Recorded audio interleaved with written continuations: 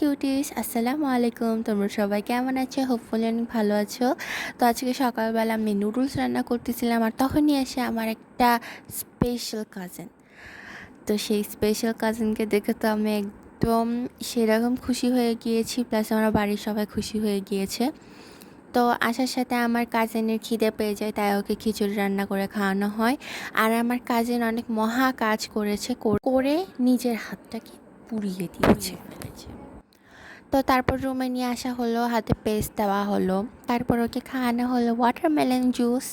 একবার খাচ্ছে, একবার ছিটাছিটি করছে। তো তারপর আমরা একটা ছোটোখাটো পার্টি করব, দেখি একটু কিছু স্ন্যাক্স নিয়ে আসি। আর সেই স্ন্যাক্সের শব্দ শুনে আমার ভাই ওই দিক থেকে এই দিকে একদম হুড়মুড় করে চলে আসে এগুলো নিয়ে খেলার জন্য।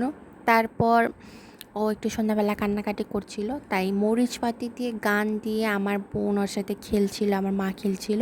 আর আমার বড়াপুর কোলে তো যাই না, আজকে যে কি মনে করে গিয়েছে, যা একটু খেলাধুলা করছিল। তারপর আমরা দুই বোন হাতে মেহেদি দেই চা খাইতে খাইতে।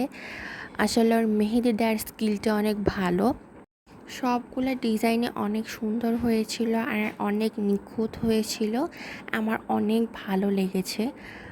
তো আমাকে তো মেহেদি দিয়েই দিচ্ছে, তারপর আমার পালা আসবে ওকে মেহেদি দিয়ে দেওয়ার, যেটা আমি মোটেও ভালো পারি না।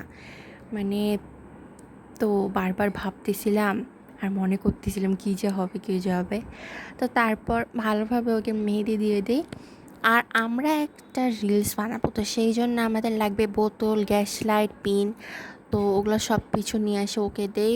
ওই একাই বোতল ফুটা করছিল, মাঝে মধ্যে আমি ওকে হেল্প করছিলাম। তারপর আমরা আবার একটু মেহেদি দিয়ে দেওয়ার পর আমরা সবাই ছবি তুলব।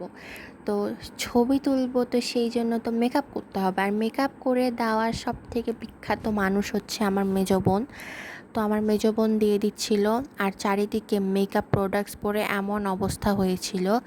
তো আমার বোনকে আগে, মানে আমার কাজিনকে আগে দিয়ে দেওয়া হচ্ছে, তারপর আমার লাইন আসবে, তারপর আমাকে মেকআপ করে দিবে। আর গান শুনতে শুনতে আমি চিল করছিলাম ততক্ষণ, যতক্ষণ ও মেকআপ করছিল। তারপর এই ঘরে একটু আসে দেখি আমার আমার ভাই এই টেডি বিয়ারটার সাথে মারামারি থেকে শুরু করে গল্প, হাত পা টানাটানি সব করছে। আর এইদিকে আমার মা মোড়াতে বসে আছে, আর সেই মোড়া ধরে কি টানাটানি। তারপর আমরা একটু বসি সন্ধ্যাবেলা খেলতে। আমার বোন বলে যে আমরা সবাই তো কাল চলে যাব, তো চলো একটু খেলতে বসি, সবাই এনজয় করি। আমরা খেলতে বসেছি, কিন্তু আমাদের তো আর একটা পার্টনার আছে না, আমাদেরকে তো খেলতে দিবে না। সে হাত ধরে টানাটানি, কলম ধরে টানাটানি, কাগজ ধরে টানাটানি, দেখতেই পাচ্ছে আমার বোন কীভাবে এগুলাকে প্রোটেক্ট করে আছে। তারপর ধীরে ধীরে সে পিছনে চলে গেল আমার মামির কাছে। তো তারপর সকালবেলা উঠে দেখি এমন আকাশের অবস্থা, মনে হয় যে এখনই বৃষ্টি আসবে। তারপর সব থেকে দুঃখের বিষয়, আমার স্পেশাল কাজিন চলে যাবে। তার সাথে একটু খেলাধুলা করে নিই, খেলাধুলা করে নিয়ে সবাই চলে যায় বাসায়। মানে বাসায় চলে যাওয়ার পর বাসাটা এত ফাঁকা ফাঁকা লাগছিল কি বলবো। তারপর আব্বু তরমুজ নিয়ে আসে, তো আমি ভাবি যে তরমুজের সাথে একটু কিছু এক্সপেরিমেন্ট করি।